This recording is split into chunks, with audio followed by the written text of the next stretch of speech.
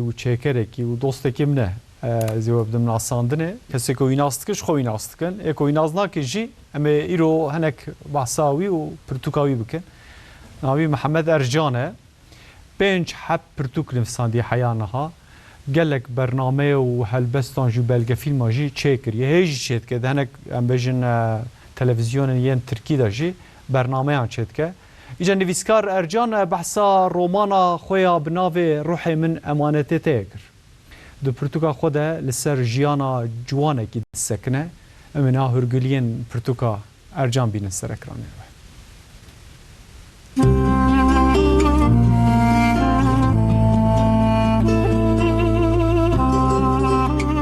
محمد ارجان جبا شاری مردینه که و به سالان که هم هلبستان دویسه همچی جبو تلویزیون و رادیوام برنامه رنگین شد که نویسکار ارجان بو میوان TRT کردی و بحثا خباتین خوین ادبیاته گر.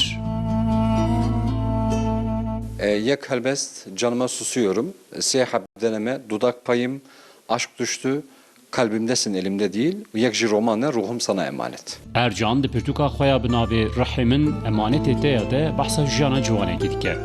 Em qawla bahsa rê dikin. Rê ji bo insan re çi ye? Ji bo mirov re çi ye rê? Ya rê ege binîgê xwe em dimeşin ya em bi qalbê xwe dimeşin ya em bi ruhê xwe dimeşin. Di jiyana mirova di rê çi bi di hundirê Portugalê heye. Karakterime Tufan, hevde salî. Di çîroka karakteri romanî Tufan da hinek zor û zehmetê hene. Ji ber vê gedixwaze ji xwe ra rêyek ava bike. Wexta ku mirov em çavê xwe digirin, em li hundirê xwe dinerin. Hundirê me ji dinyayê mezintir. Di romanê jî Tufan wexta di ew rê de dimeşe, dikeve hundirê xwe û rêya xwe dibîne. Nivîskarî navdar bi helbesta xwe şarî da ciwanan. Ya ez û tu em pevre em têkevin hundirê mala xwe, ya jî tul wextan malê bê tul derî ji mirvek. Hek tu tune ber deriye bibînim. Ji bo me jiyan haqwaz tenê bû. Ji bo haqwaz yan ji bo kilîtekê, ji bo deriyekê, ji bo terê mikarî bû bigasta jiyan haqwaz ji mirî. Mehmet Ercan bi hewl û xîreteke mezin her tim berhemên nû çêdike û bi vî awayî xîzmetê edebiyatê dike. Bende ne kadar aşikarsan, ele o kadar giz kıldım seni. Bana daha da derin gözlerin, gördüğün gibi değil. Pervasızca kurduğum hayalsin, yanına yakıştırdım beni. Anlatamadığım kadarsın bende, bildiğin gibi değil.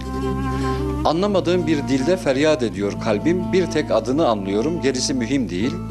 Sanki kendimi kaybettim, bir tek sana sahibim. Susturamadığım kadarsın bende, bildiğin gibi değil.